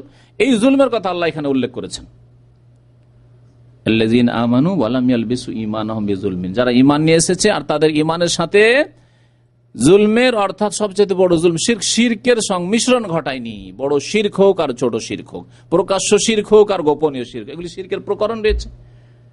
আগে একটি কথা আরো বলেছি যে তাহলে যেই সব গুনাহ থেকে, যেসব পাপ থেকে, যেসব বস্তু থেকে বাঁচবেন, সেগুলি জানতে হবে। অনেকে জানেন না যে শিরক বড় আর ছোট আবার কি হয়, প্রকাশ্য আর গোপনীয় শিরক কি হয়, কোনটি বড় শিরক আকবার, যাতে ইসলাম থেকে বহিষ্কার হয়ে যায়। যারা শিরকের সংমিশ্রণ ঘটানো ঈমানের সাথে, তাদের জন্য নিরাপত্তা রয়েছে, আর তারাই হেদায়েত প্রাপ্ত, তারাই ইসলামের রাস্তায় রয়েছে, এবং তারা নিরাপদ আল্লাহর আযাব থেকে, গজব থেকে, আল্লাহর অভিশাপ থেকে, এবং তারা জান্নাতের রাস্তায় রয়েছে। আজকাল উপমহাদেশের অধিকাংশ মানুষের বাড়িতে তাবিজ ব্যবহার হয়। তাবিজ শিরক। বালা, পা কেটে গেলে আপনার ওই কড়ি দিয়ে বেঁধে রাখে, চুল দিয়ে বেঁধে রাখে না, এগুলি আছে। এইরকম বহু রকমের। আমাদের মা বোনেরা কি করে, উপমহাদেশের, যখন বাচ্চাকে নিয়ে বাইরে বেরোবে, তখন একটা টিপ দিবে, কাজলের টিপ দিবে বাঁকা করে, হ্যাঁ, বাম দিকে না ডান দিকে দেয় আল্লাহ পাক তারাই জানে, বাঁকা করে টিপ দিবে। আর ধারণা কি, সৌন্দর্যের জন্য নয়, এটা বদনজর থেকে বাঁচিয়ে দেবে। এই তার কাজলের কালির টিপ কি করবে, বদনজর থেকে বাঁচিয়ে দেবে। রক্ষাকারী তাহলে কে? এই কালির টিপ। শিরক নয়, শিরক। তাকওয়া বাঁচতে হবে শিরক থেকে। মাশাআল্লাহ, মহিলা নামাজও পড়ে, রোজাও রাখে, কিন্তু মনে করে আমার ছেলেকে যদি রক্ষা করতে হয় বদনজর থেকে, কুদৃষ্টি লেগে যায়, অসুস্থ হয়ে যায়, যখন তখন বাইরে নিয়ে গেলে এই টিপ দিয়ে রেখেছে একটা বাঁকা করে, এই নিয়তে। শিরক। শিরক থেকে সে বাঁচলো না, সুতরাং জাহান্নামে চলে যাবে। ইন্নাহু মান ইউশরিক বিল্লাহি ফাকাদ হারামাল্লাহু আলাইহিল জান্নাহ। এরকম শিরক করলে জান্নাত হারাম হয়ে যাবে, জাহান্নামে যেতে হবে। তারপরে তাকওয়ার আরেকটি বহিঃপ্রকাশ হচ্ছে নবী করিম সাল্লাল্লাহু আলাইহি সাল্লামের আদর্শকে মজবুত করে ধারণ করা। যেই ক্ষেত্রে আমরা তাকওয়ার কথা ভাবি না, তাকওয়া মানে সাধারণ মানুষের, যারাও সামান্য তাকওয়া বুঝি, তারা মনে করি যে সুদ না খাওয়া, ঘুষ না খাওয়া, কারো এক পয়সা বেমানি না করা, তাই না, কারো উপর জুলুম অত্যাচার না করা, কারো উপর বাড়াবাড়ি না করা, কাউকে গালি না দেওয়া, এগুলো হচ্ছে তাকওয়া। আমি বেঁচে আছি, এসব পাপ থেকে বেঁচে আছি। মাতা পিতার অবাধ্য না হওয়া, মাতা পিতাকে কষ্ট না দেওয়া, মাতা পিতার খরচ খরচা দেওয়া, ব্যাস তাকওয়া। কারো চুরি না করা, তাকওয়া। ঠিক আছে, এগুলো ক্ষেত্রে তাকওয়া। কিন্তু তাকওয়ার এক নম্বর বললাম শিরক থেকে তাকওয়া বেঁচে থাকা, 2 নম্বরে হচ্ছে নবী করিম সাল্লাল্লাহু আলাইহি ওয়াসাল্লামের আদর্শ সুন্নত তরিকা ছাড়া অন্য কোনো তরিকার দিকে না যাওয়া। আমরা এই তরিকার লোক ভাই, আমরা এই তরিকার লোক, আমরা এই মসলাকের লোক, আমরা এই মযহাবের লোক, এগুলি হচ্ছে তাকওয়া পরিপন্থী বিষয়, তাকওয়ার বিপরীত বিষয়। নবী করিম সাল্লাল্লাহু আলাইহি সাল্লাম একদিন ফজর নামাজের পর ইরবাজ বিন সারিয়া রাদিয়াল্লাহু তাআলা হাদিস বর্ণনা করেছেন, হাদিসটি তিরমিজিতে রয়েছে, আবু দাউদে রয়েছে, হাদিস সহিহ। একদিন ফজর নামাজের পরে ফিরে বসলেন আর বেশ সুন্দর বক্তব্য রাখলেন নবী করিম সাল্লাল্লাহু আলাইহি সাল্লাম। সাহাবী বলছেন ওয়াজানা রাসূলুল্লাহ সাল্লাল্লাহু আলাইহি ওয়াসাল্লাম মাউইযাতান বালিগাতান, অত্যন্ত সুন্দর বক্তব্য রাখলেন, খুতবা দিলেন। জারাফাত মিনহাল উয়ুন, মানুষ কান্না শুরু করে দিল। ওয়াজিলাত মিনহাল কুলুব, আর অন্তর আল্লাহর ভয়ে ভীত হয়ে পড়ল। তারপরে একজন সাহাবী বলেন ইয়া রাসূলুল্লাহ কান্নাহা মাউইযাতু মুআদ্দে, মনে হচ্ছে যে আপনি বিদায় ভাষণ দিলেন। বিদায় ভাষণে আবেগ থাকে আলাদা। বিদায়ের সময় যে মা বাবা আপনাকে যে কথাগুলি বলেছে আপনার অন্তরে কিন্তু দাগ করে দিয়েছে। তার আগে কত কথা বলেছে ভুলে গেছেন। বিদায়ের সময় যে কথাগুলি বেরোয় অন্তর থেকে বেরোয় আর অন্তরে গিয়ে লাগে। এমন মনে হচ্ছে যে আপনি বিদায় ভাষণ দিলেন। সুতরাং ফামাযা তাআহাদু ইলাইনা, আমাদেরকে শেষ কিছু উপদেশ, আরো কিছু উপদেশ দেন, কিছু ওসিয়ত করুন। ফামাযা তাআহাদু আলাইনা, আমাদের কিছু উপদেশ দেন। কি আমাদেরকে উপদেশ দিচ্ছেন? নবী করিম সাল্লাল্লাহু আলাইহি সাল্লাম প্রথম যে উপদেশ দিয়েছিলেন, প্রথম যে ওসিয়ত করেছিলেন, এই বক্তব্যের শেষে যখন তারা তলব করলেন, কি বললেন? যে উসিকুম বিতাকওয়াল্লাহ, তোমাদেরকে উপদেশ দিচ্ছি আল্লাহকে ভয় করার, তাকওয়ার উপদেশ দিয়েছিলেন। এই তাকওয়ার উপদেশ দিলেন। তারপরে শুনবে এবং আনুগত্য করবে, শুনবে রাসূলুল্লাহ সাল্লাল্লাহু আলাইহি ওয়াসাল্লামের কথা এবং আনুগত্য করবে রাসূলুল্লাহ সাল্লাল্লাহু আলাইহি ওয়াসাল্লামের। তাহলে আল্লাহর আনুগত্য হবে। ওয়া মান ইউতির রাসূলা ফাকাদ আতা আল্লাহ, যে ব্যক্তি রাসূলের আনুগত্য করলো সে আল্লাহর আনুগত্য, রাসূলকে মানলো সে আল্লাহকে মানলো। তারপরে বললেন যে তারপরে কি হবে জানো? ফাইন্নাহু মান ইয়াইশ বাদি মিনকুম ফাসায়ারা ইখতিলাফান কাসীরা, আমার পরে যারা বেঁচে থাকবে তারা খুব বেশি মতানৈক্য দেখবে, দলাদলি খুব বেশি দেখবে। কে শবে বরাতকে একবারে সুন্নত না করলে গুমরাহ পথভ্রষ্ট, আর শবে বরাত যারা করে তাদের আবার তরিকার শেষ নাই। কেউ দিনে রোজা রাখে, রাতের নফল পড়ে, কেউ আবার হালুয়া রুটি খাওয়িয়ে বেড়ায়, কেউ আবার গিয়ে গ্রামে গ্রামে কবরস্থান খুঁজে কবর জিয়ারত করে বেড়ায়। কত রকমের ফিরকা দেখবে। ফাসায়ারা ইখতিলাফান কাসীরা, শুধু ইখতিলাফ দেখবে না, বহু ইখতিলাফ দেখবে। শবে মেরাজ দেখবে, দেখছেন দলের শেষ নাই, তরিকতের শেষ নাই, পীরের শেষ নাই আর তরিকর শেষ নাই। ফাসায়ারা ইখতিলাফান কাসীরা। তাহলে তাকওয়া পরিপন্থী হচ্ছে ইখতিলাফ। তাই সতর্ক করছেন নবী সাল্লাল্লাহু আলাইহি ওয়াসাল্লাম, তাকওয়ার পরে সতর্ক করছেন। তারপরে বলছেন ফাআলাইকুম বিসুন্নতি ওয়া সুন্নাতিল খুলাফায়ে রাশিদিন আল মাহদিয়িন মিন বাদি, সুতরাং আমার আদর্শকে মজবুত করে ধরবে এবং আমার খোলাফায়ে রাশিদিন আবু বকর, ওমর, উসমান, আলী, 4 খলিফা, যেহেতু তারা আমার তরিকার উপরে ছিলেন, তারা কিন্তু এদিক সেদিকে সামান্য সরেননি। সুতরাং তাদের আদর্শকে তোমরা মজবুত করে ধারণ করবে। ইয়াকুম ওয়া মুহদাসাতিল উমুর, সাবধান, বেঁচে থাকবে। এখানে বলা হচ্ছে বেঁচে থাকবে। ইয়াকুম মানে হচ্ছে ইত্তাকু আনফুসাকুম, তোমরা বেঁচে থাকবে। এখানেও তাকওয়ার কথা বলা হয়েছে। নতুন নতুন কাজ থেকে বেঁচে থাকবে। এখন মুসলিম উম্মার কি দায়িত্ব নয় যে শবে বরাত খোঁজ করা, যে নতুন কাজ না? নবী করিম সাল্লাল্লাহু আলাইহি ওয়াসাল্লামের তরিকার কোনো প্রমাণ আছে? নিঃসন্দেহে নতুন কাজ, নিঃসন্দেহে নতুন কাজ। এই হালুয়া রুটির ধুমধাম আর রাত্রি যাপন একবার লাইলাতুল কাদারের মতো, আর দলে দলে গিয়ে নফল পড়া, কবরস্থানকে আলোকিত করা, নতুন কাজ। এরকম বহু নতুন কাজে লিপ্ত হয়ে গেছে মুসলিম সমাজের অধিকাংশ মানুষ, বিশেষ করে উপমহাদেশের। ইয়াকুম মুহদাসাতিল, নতুন নতুন কাজ থেকে বেঁচে থাকো। ফাইন্না কুল্লা মুহদাসাতিন বিদআ, কারণ প্রত্যেক নতুন কাজ যা ধর্মের নামে হয় তা হচ্ছে বিদআত, ওয়া কুল্লা বিদআতিন দালালা, প্রত্যেক বিদআত হচ্ছে গুমরাহি। তাহলে তাকওয়ার একটি বহিঃপ্রকাশ হচ্ছে যে আপনি খোঁজ করবেন যে নবী সাল্লাল্লাহু আলাইহি ওয়াসাল্লাম এই রাত্রে কিছু করেছেন, এই দিনে কিছু করেছেন না করেননি। গত সপ্তাহে বা তার আগে মনে হয় বলেছি, শুক্রবারে তো বিস্তারিত আলোচনা করেছি যে শাবান মাসে আমাদের করণীয় একমাত্র রোজা রাখা, অনির্দিষ্টভাবে শুরু থেকে যে কোনো দিনে রাখেন, শুরু থেকে 15 তারিখ পর্যন্ত রাখাই যথেষ্ট, বা 20 তারিখ পর্যন্ত, তারপরে শেষ দিকে না রাখাই উচিত, যাতে করে একটু আপনি বিরতি দেন নিজেকে, আর তারপরে প্রস্তুতি মানসিক দিক থেকে দৈহিক দিক থেকে প্রস্তুতি রমজান মাসের ফরজ রোজা রাখার জন্য। কিন্তু বিশেষ করে শুধু শাবানের 15 তারিখে দিনে রোজা রাখা আর রাত্রে নফল পড়া, এই জাল কথা কোনো সহি হাদিসে নেই। সুতরাং এই আমল বিদাত, আর এর ওপর উপরন্ত যা কিছু আছে সবগুলি বিদাত। এই অনির্দিষ্ট রোজা রাখা ছাড়া এমন কোন আমল রাসূলুল্লাহ সাল্লাল্লাহু আলাইহি ওয়াসাল্লাম থেকে প্রমাণিত নয়। সুতরাং এই ক্ষেত্রেও তাকওয়া অর্জন করতে হবে। তাকওয়া মানে এই নয় যে শুধু দাড়ি রাখার নাম, দাঁড়িয়ে আছে আর বিদাত করে বেড়া, দাঁড়িয়ে আছে আর এই দাড়ি নিয়ে গিয়ে মাজারে সেজদা করে, তাকওয়া? দাঁড়িয়ে আছে, মাথায় কপালে দাগ হয়ে গেছে নামাজ পড়ে, কিন্তু নবী সাল্লাল্লাহু আলাইহি ওয়াসাল্লামের তরিকার কথা বললে গায়ে জ্বালা হয়ে যায়।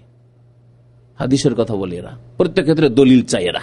গায়ে জ্বালা এটি এক শ্রেণীর লোকদের, তাদের এক শ্রেণী আলেমদের পর্যন্ত যদি বলা হয় যে দলিল বলেন, কোথায়?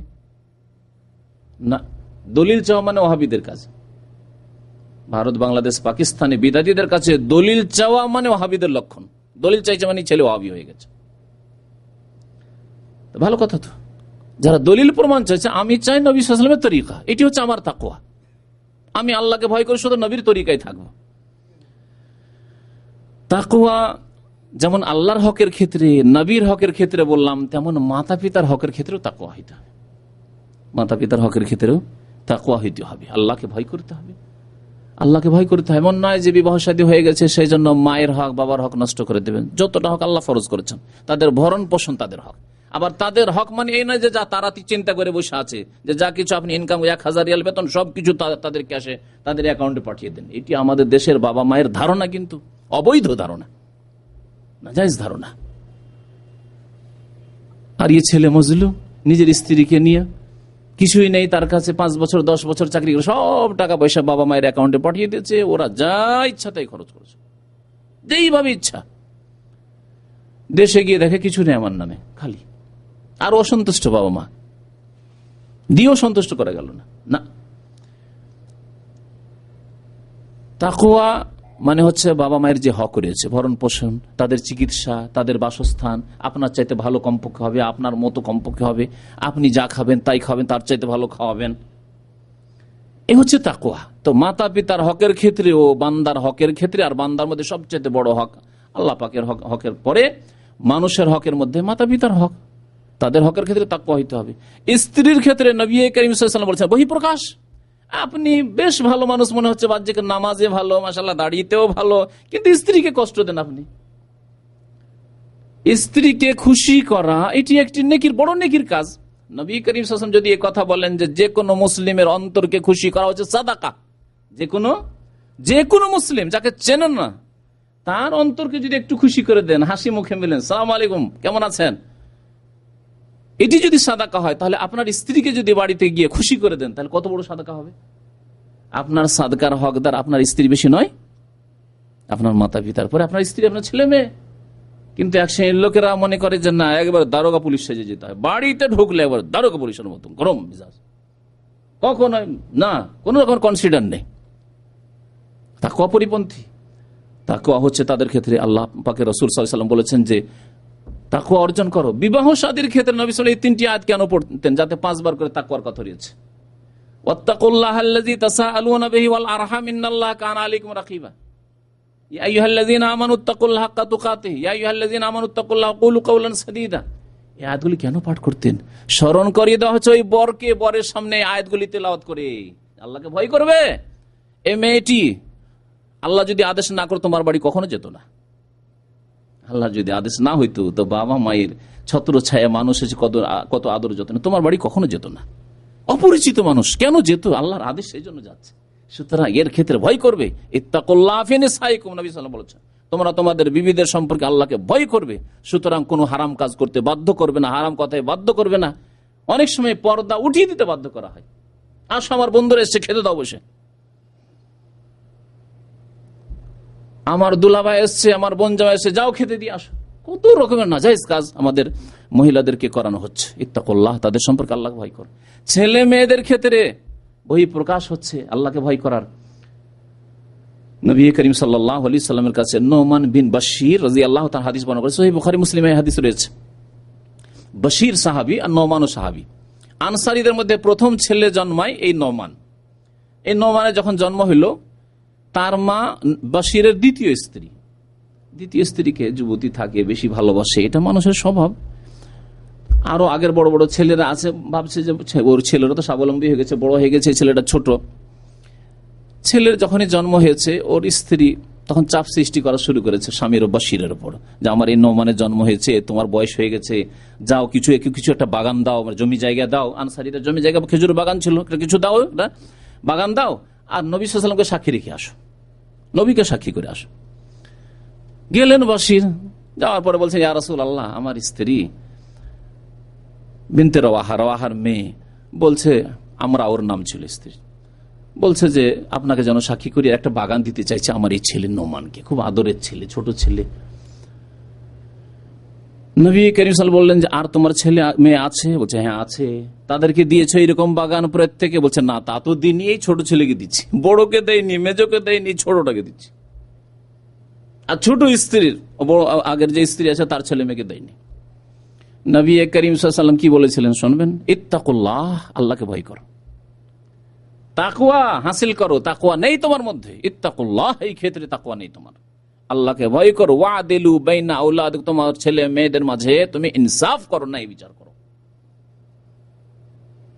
তাহলে যেমন বাবা মায়ের ক্ষেত্রে তাকওয়ার বহিঃপ্রকাশ হইতে হবে, স্ত্রীর ক্ষেত্রে তাকওয়ার বহিঃপ্রকাশ হইতে হবে, ছেলে মেয়েদের ক্ষেত্রে তাকওয়ার বহিঃপ্রকাশ হইতে হবে।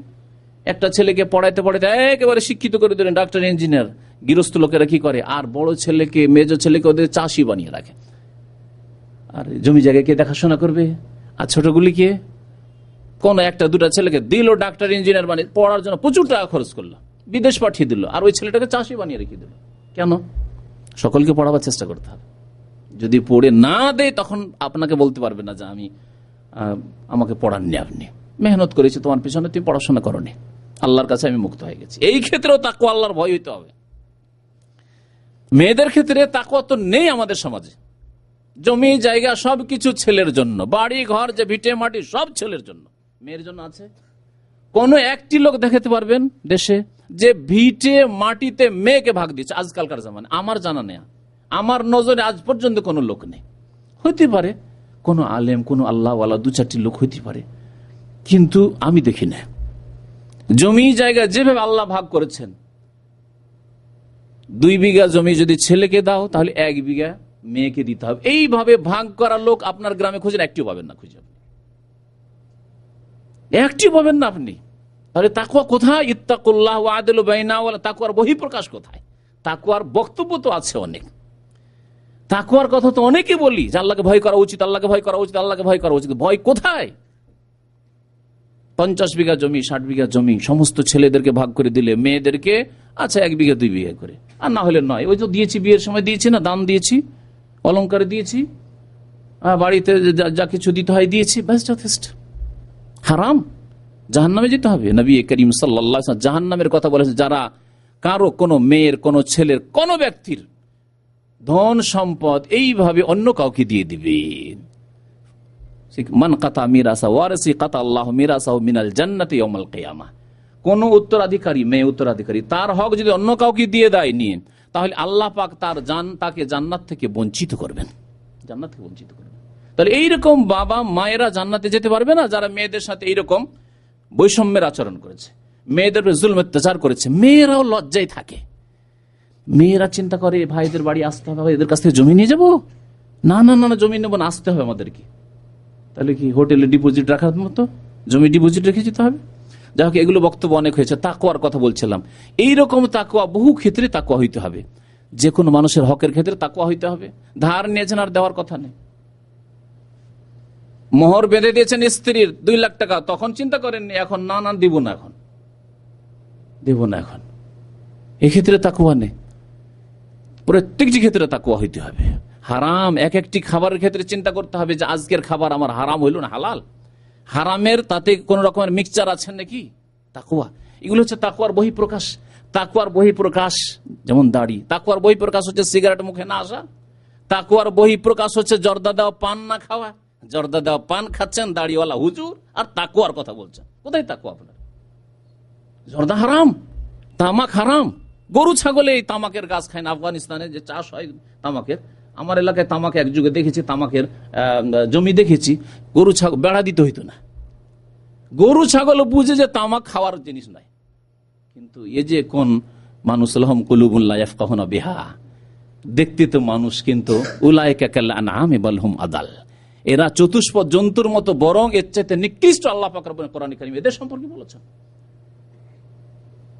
জর্দা খায়, মনে করে ভদ্রভাবে জর্দা খাচ্ছে, তামাক খাচ্ছে, গুল ব্যবহার করছে, এসবের আবার ব্যবসা করছে, বিড়ি সিগারেট খাচ্ছে।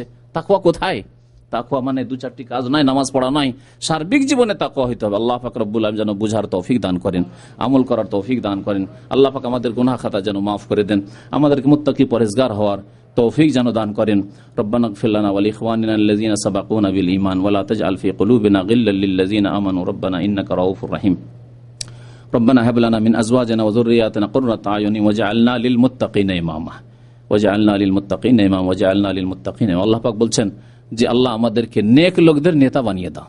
আপনি যদি আদর্শ হন, মুত্তাকি হন, তাহলে তো আপনার ছেলেমেয়েরা মুত্তাকি হবে।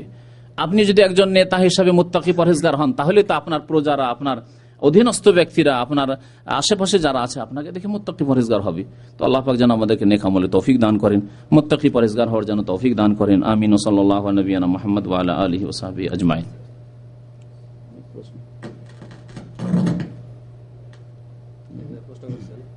এক ব্যক্তি বিয়েতে শ্বশুর থেকে যৌতুক না নেওয়ায় তার মা রাগ করে। সে সৌদিতে আসার পর মা বোর নামে অপবাদ পাঠাতে থাকে। সে তা বিশ্বাস করে তাকে তালাক পেপার পাঠায়। এই তালাক কি ঠিক হয়েছে? বর্তমানে ছেলের পরিবারের নামে মামলা করেছে। বলছে যে এক ভাই যৌতুক নেয়নি, সেজন্য তার মা অসন্তুষ্ট, তাকে অসন্তুষ্ট থাকতে দিতে হইতো। প্রথম কথা ভুল করেছেন আপনি, যে ওই যে জালেম মাকে সন্তুষ্ট করেছেন তার জুলমের ওপর, তো তাকে অসন্তুষ্ট থাকতে দিতে হতো। কারণ নবী সাল্লাল্লাহু আলাইহি ওয়াসাল্লাম বলেছেন যে কোন সৃষ্টির লা তাআতা লি মাখলুকিন ফি মাসিয়াতিল খালিক, স্রষ্টার নাফরমানি করে কোন সৃষ্টিকে রাজি করা যাবে না। আল্লাহ হারাম করেছেন আপনার জন্য যৌতুক খাওয়া, অন্যের ধন সম্পদ খাওয়া, আর মাকে রাজি করার জন্য যৌতুক খাবেন, সেটা হারাম কাজ করেছেন। আপনার মাও জাহান্নামে যাওয়ার কারণ করেছে, আর আপনিও জাহান্নামে যাওয়ার কারণ করেছেন। একটি কথা। দুই নম্বর কথা, আপনি রাজি করার জন্য এই যে জুলুম করলেন, যার ফলে কি হলো, আপনি আপনার মা মিথ্যা অপবাদ দিতে থাকে, তারপরে স্ত্রীকে তালাক দিয়েছেন, এই ক্ষেত্রে জুলুম করেছেন। কারণ আমাদের সমাজে মহিলাদের এইভাবে তালাক দিয়ে দেওয়া তারপর বড় জুলুম। আমাদের সমাজে মেয়েদের দ্বিতীয় বিবাহ হওয়া বড় সমস্যার বিষয়, সুতরাং এটি একটি বড় জুলুম করেছেন। এই জুলুমের জন্য শুধু আল্লাহর কাছে মাফ চাওয়া যথেষ্ট নয়, এর জন্য তার তদারক করতে হবে, তার সংশোধনের ব্যবস্থা করতে হবে। তালাক দিয়েছেন, তালাক হবে কিনা জিজ্ঞাসা করেন। 3 নম্বর প্রশ্ন, হ্যাঁ তালাক যে কোনো অবস্থায় হয়ে যাবে, তালাক দিলে তালাক হয়ে যাবে। তবে তালাক হচ্ছে 3টি। যদি আপনি জ্ঞানী মানুষ থেকে থাকেন, একটি দিয়ে থাকেন, তাহলে এখনো রাস্তা খোলা আছে সেই স্ত্রীকে ফিরিয়ে নেওয়ার। আর যদি বেকুবের মতো আর ওই বিদাতীদের মযহাবের মতো 3 তালাক একসাথে দিয়ে থাকেন, তাহলে আপনার স্ত্রী আপনার মযহাব মোতাবেক আপনার হারাম হয়ে গেছে। কিন্তু কথা হচ্ছে যে সুন্নতি তরিকা যেটি, সেটি হচ্ছে চিন্তা করে তালাক দিতে হবে, সুস্থ মেজাজে তালাক দিতে হবে, আর একটি করে গুলি ছাড়তে হবে, একসাথে 3টি নয়। প্রশ্ন করেছেন, আমাদের দেশে 71 সালে মুক্তিযুদ্ধে যুদ্ধ করে এখনো যারা জীবিত আছে, তারা মারা গেলে বর্তমানে দেশে রাষ্ট্রীয় মর্যাদায় দাফন করা হয়। এটা ইসলামের দৃষ্টিতে কতটা সঠিক? রাজনৈতিক প্রশ্ন দরকার। মসজিদে প্রবেশ করে সুন্নত নামাজ শুরু করলাম, সূরা ফাতিহা পড়ছি, এমন সময় ফরজ নামাজের জন্য ইকামত শুরু হয়ে গেল। এমত অবস্থায় আমি কি করব? দাঁড়ানো অবস্থায় সালাম ফেরাবো কিনা? বিস্তারিত জানাবো। বলছেন এক ভাই যে সুন্নত শুরু করেছে, এই সময় জামাত শুরু হয়ে গেছে, তাহলে সূরা ফাতিহা শুরু করেছে, প্রথম রাকাতে আছেন এক কথা, এমনকি দ্বিতীয় রাকাতে কিন্তু শুরুতে আছেন, এদিকে জামাত শুরু হয়ে গেছে। নবী সাল্লাল্লাহু আলাইহি ওয়াসাল্লাম হাদিস মোতাবেক নামাজ ছেড়ে দেওয়া উচিত।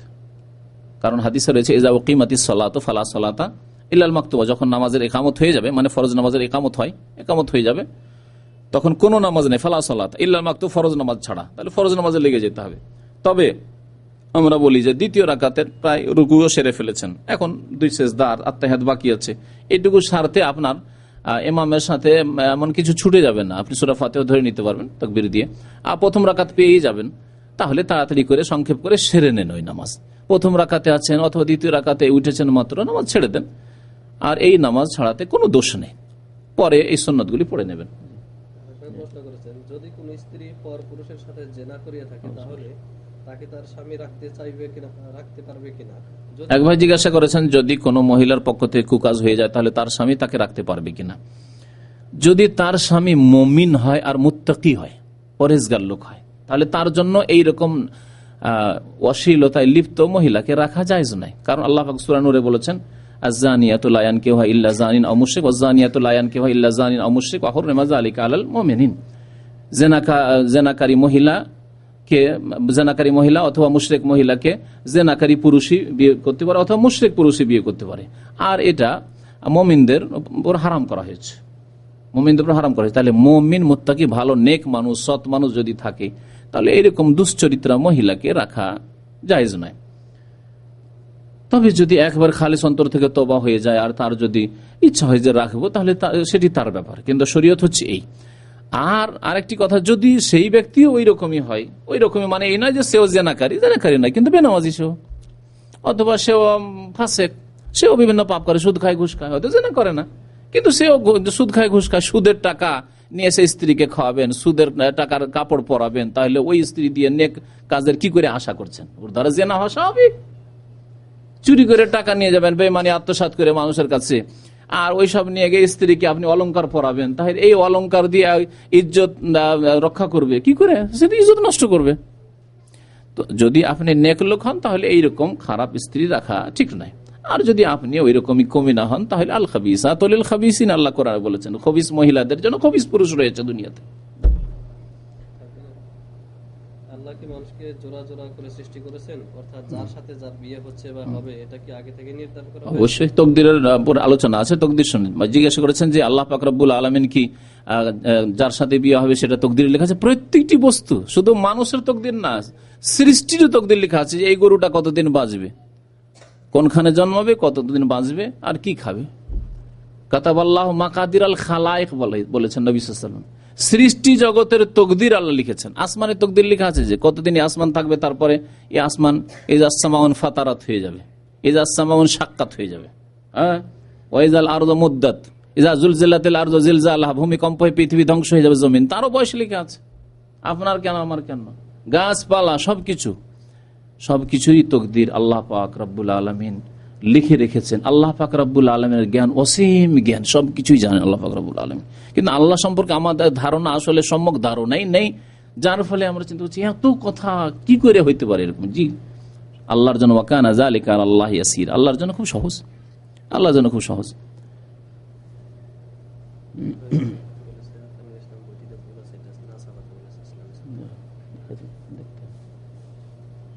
বলেছেন আমি সহিহ বুখারী হাদিসের প্রথম খণ্ড কিনেছি, তাতে মেরাজের বিস্তারিত ঘটনা আছে। লেখা আছে নবী সাল্লাল্লাহু আলাইহি ওয়াসাল্লামকে জিবরাইল আলাইহিস সালাম হাত ধরে মেরাজে নিয়ে গেছেন, কিন্তু দেশে শুনেছি বুরাকে নিয়ে গেছে, কোনটা সঠিক জানা কি জানি আমরা বলতে পারছি। জিবরাইল আলাইহিস সালাম সাথে করে নিয়ে গেছেন রাসূলুল্লাহ সাল্লাল্লাহু আলাইহি ওয়াসাল্লামকে, বুরাকে সফর করেছেন, সেটা হচ্ছে মক্কা থেকে বাইতুল মুকাদ্দাস পর্যন্ত বুরাক যেটা সওয়ারি, তারপরে সওয়ারি বেঁধে দিলেন। আসমানি সফর, সেই আসমানি সফরটা কি ও বোরাক পশু দিয়ে সফর হয়েছে? এই যে আমাদের দেশে একটা ধারণা আছে, এই বিষয়টি অনেকে কোনোদিন হয়তো শোনেননি, নতুন লাগবে আজকে। বোরাক বলা হয়েছে যে একটা ধাপ ফেলতো, হ্যাঁ, যত দূর নজর যায়, এইরকম ভাবে সেই বোরাক দেখতে কেমন, ঘোড়ার চাইতে একটু ছোট আর খচ্চর চাইতে একটু বড়, হাদিস আছে। তাহলে এই যদি এইরকমই আকার হয় বোরাকের, তো বোরাক জমিনে চলার জন্য না আকাশে ওঠার জন্য? জমিনে চলার জন্য। তাহলে তো বোরাক দিয়ে সফর হয়েছে মক্কাতুল মুকাররমা থেকে বাইতুল মুকাদ্দাস পর্যন্ত, পায়ে হাঁটা যে 1 মাসের রাস্তা, সেটা এত দ্রুত বেগে। বোরাক হচ্ছে বিদ্যুতের গতিতে, বার্ক মানে বিদ্যুৎ, আজকেও বার্ক মানে বিদ্যুৎ বলা হয়। আর তারপরে আকাশ পথে আল্লাহ পাক রব্বুল আলামিন কিভাবে নিয়ে গেছেন, কোন সওয়ারিতে নিয়ে গেছেন আল্লাহ ভালো জানেন, এই ক্ষেত্রে কিছু বলা হয়নি।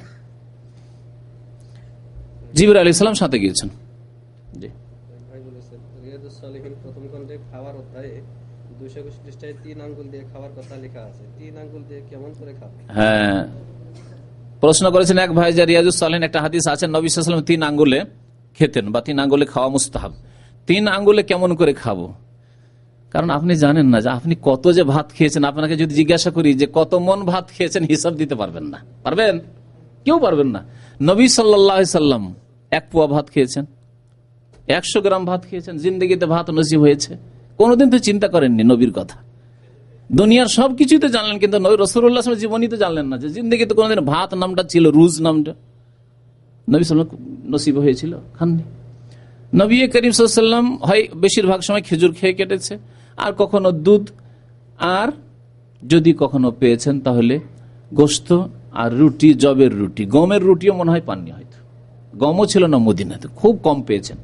আর জবের রুটিটা মাঝে মধ্যে, জবের রুটি, জব আজকাল আমাদের দেশে চাষি হয় না, জবের দাম আবার গম চাইতে অনেক বেশি আজকাল। তো এই ছিল নবী সাল্লাল্লাহু আলাইহি ওয়াসাল্লামের খাবার, জিন্দেগিতে ভাত খাননি। তো রুটি খাওয়ার জন্য, আর রুটি ভেঙে ভেঙে যদি গোস্তে ভাঙা থাকে, যেরকম তখনকার খাবার তৈরি হতো, তার নবী সাল্লাল্লাহু বেশিরভাগ খাবার ছিল খেজুর। তো খেজুর তোলার জন্য কি এইভাবে তুলতে হবে নাকি? না, তিনটা আঙ্গুলই লাগবে। আচ্ছা, নবী সাল্লাল্লাহু আলাইহি ওয়াসাল্লাম লাউ খেতে ভালোবাসতেন, লাউ। তো লাউ সিদ্ধ করে নেওয়ার পরে লাউ 3 আঙ্গুল দিয়ে উঠিয়ে খাওয়া যাবে, তাই না? লাউয়ের জন্য এরকম করে ধরতে হয় না, ভাতের মতো ধরা করে। তাহলে আপনি যখন ভাত খাবেন তখন আপনার 3 আঙ্গুল দিয়ে কাজ চলবে না, কিন্তু খেজুর খাবেন, রুটি খাচ্ছেন, বা আপনি আরো এমন কিছু খাচ্ছেন যেগুলো আপনার পিস সেগুলি খাচ্ছেন 3 আঙ্গুল দিয়ে, পিস মিষ্টি খাচ্ছেন, দানার মতো রয়েছে, এই ধরনের জিনিস খাচ্ছেন, সেগুলি 3 আঙ্গুলে খাবেন, এটি সুন্নত। এর মানে এই না যে ভাতও খাবেন 3 আঙ্গুলে। রাশেদ মানে হচ্ছে হেদায়েত প্রাপ্ত। রাশেদ আর সাদা ইউরশেদ মানে রাস্তা দেখানো, রাশেদ মানে যে সোজা পথে রয়েছে। যদি সোজা পথে থাকে তো ভালো, তার নামের মতো সেই লোক। আর যদি বিপদে থাকে তাহলে নাম ভালো কিন্তু তার চলন খারাপ।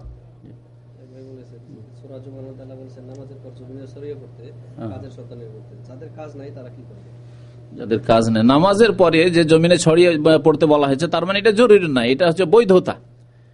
নামাজের সময়, জুমার নামাজের সময় বা 5 ওয়াক্ত নামাজের সময় অন্য কাজ করা যাবে না। তারপরে রুজি রোজগার করে তারপরে যাও, যার কাজ আছে যাও, যার কাজ নেই বিশ্রাম করো, যার কাজ আছে এলিম শেখার এলিম শেখো, যার কাজ আছে পড়ার পড়ো, যেরকম যার কাজ রয়েছে। কেউ পড়াশোনা করছে, কেউ শুনছে, কেউ মেহনত করছে, কেউ রাস্তাঘাটে চলছে, কেউ বিক্রি করছে, কেউ খরিদ করছে। যেহেতু আয়াতের প্রেক্ষাপট ছিল ব্যবসা বাণিজ্য, লোকজন বিক্রি করার জন্য এসছে, এখন কেনা বেচা চলবে না। কেনা বেচা কখন করবে? নামাজ শেষ হওয়ার পরে।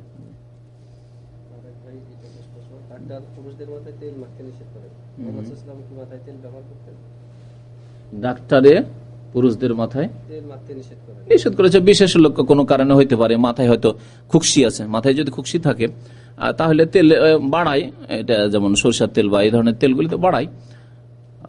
আমি অনেকদিন তেল ব্যবহার করি না আসলে, কিন্তু তেল ব্যবহার করলে জায়েজ। আসল হচ্ছে যে জায়েজ, না জায়েজের কিছু কারণ নেই। তবে যদি কারোর জন্য ক্ষতি করে তাহলে সে ব্যবহার করবে। অনেকের সাবান ক্ষতি করবে না, সে যার জন্য যেটা ক্ষতি করে সেটা সে ব্যবহার করবে না। এই যে স্বপ্ন সম্পর্কে, স্বপ্ন মনে হয় এটা ওই আহমদের স্বপ্ন না অন্য, এই বিদাতি স্বপ্ন অনেক দিন থেকে, আজকে 50 বছর থেকে বিদাতিরা ছড়াচ্ছে। আর এর ফজিলত মনে হচ্ছে কোরআন ছাপিয়ে দিলে এত নাকি পাওয়া যাবে না, যত সহজ। কেউ যদি না ছাপায়, যদি ছেড়ে ফেলে দেয় বিসমিল্লাহ, তাহলে নাকি সব মরে সব শেষ। কথা বুঝতে পারছেন? সব মরে শেষ। এই সব বিদাতি কবর পূজারীদের এইসব কাজ। তো যাই হোক, যদি কেউ বিতরণ করে তো দয়া করে ওর টেলিফোন নম্বরটা, মোবাইল নম্বরটা চেয়ে নেবেন। বেশি কিছু না করতে পারলে, ভাই আপনার মোবাইল নম্বরটা একটু দরকার, দেন তো, নিয়ে আসবেন, তখন দেখা যাবে তাকে। কারণ এগুলি, এই সৌদি আরবে নাজায়েজ কাজগুলি, শিরক বিদআতের জিনিসগুলি ছড়ানো, এটা হচ্ছে দিন থেকে সরিয়ে দেওয়া। যদি বলেন যে এই পেপারটা এত ফজিলত যে 10 কপি যদি আপনি ছাপিয়ে দিতে পারেন তো আপনার কোটি কোটি টাকা হয়ে যাবে, আপনি সুখী হয়ে যাবেন, আর একজন লোক বিশ্বাস করেনি সেজন্য সবকিছু সর্বনাশ হয়ে গেছে, সব হালাক হয়েছে 1 সপ্তাহের মধ্যে, এটা লেখা আছে, তাহলে আর বাংলাদেশে গরিব থাকতো না, কেউ ইন্ডিয়াতে কেউ গরিব থাকতো না, পাকিস্তানে গরিব থাকতো না। অথচ এই দেশগুলি বেশি গরিব, যত যেই দেশে শিরক বিদআত সেই দেশ বেশি গরিব। মিশরে আর তাহলে অভাব থাকতো না। এইসব দেশ, বিদাতি দেশগুলি বেশি গরিব কেন? তাহলে এতই যদি ফজিলত এগুলো জিনিসের হবে, তাহলে বিদাতি দেশগুলো এত গরিব কেন? তো কথা হচ্ছে যে এগুলি ভ্রান্ত ধারণা, শিরকি ধারণা। আল্লাহ পাকের কালাম কোরআনে কারীম ছাপিয়ে দিয়েও তো এই নিশ্চয়তা দেওয়া হয়নি যে কোরআন যদি কেউ 10 কপি বিতরণ করে দেয় তো আল্লাহকে ধনী করে দিবে। কোরআনের মূল্য আল্লাহ ধন দিয়ে দেবেন না, ওর চাইতে বড় মূল্য আল্লাহ পাক জান্নাতে রেখেছেন, এবং দুনিয়াতে আল্লাহ পাক অন্য কিছু দেবেন, বা হইতে পারে আল্লাহ পাক ধন দৌলত দিতে পারেন, কিন্তু এই নিশ্চয়তা নেই যে যেই ব্যক্তি কোরআনে 1000 কপি 100 কপি দিয়ে দিবে তাকে আল্লাহ ধনী করে দেবেন। তাহলে এই সব পেপারটা ছাপিয়ে দিলে আবার ধনী হয়ে যাওয়া, এটি কোন শরীয়ত হলো? এগুলো হচ্ছে দিন, ইসলাম থেকে সরিয়ে দেওয়া। যারা এই বিশ্বাস করবে তারা একটা ইসলামী বক্তব্য ক্যাসেট 2 রিয়াল দিয়ে কিনে দেবে কাউকে, ওটাতে কোনোদিন ফজিলত শুনিনি যে একটা ক্যাসেট, একটা সিডি যদি কাউকে দাও তাহলে তুমি বড় লোক হয়ে যাবে। কিন্তু এই পেপার যদি কাউকে দাও যাতে হেদায়েত নেই, যাতে শিরক আর কুপুরি ভরা আছে, সেটা দিলে একেবারে বড় লোক হয়ে যাবে। তাহলে এটা করবে, আর দিনের কাজ কেউ করবে না, দিনের খাতে কেউ খরচ করবে না, কেউ মসজিদ মাদ্রাসা বানাবে না। দিন থেকে সরিয়ে দেওয়ার, ইসলাম থেকে সরিয়ে দেওয়ার এগুলি ষড়যন্ত্র। সাল্লাল্লাহু আলাইহি ওয়া সাল্লাম মুহাম্মদ ওয়া আলা আলিহি ওয়া সাহবিহি আজমাইন।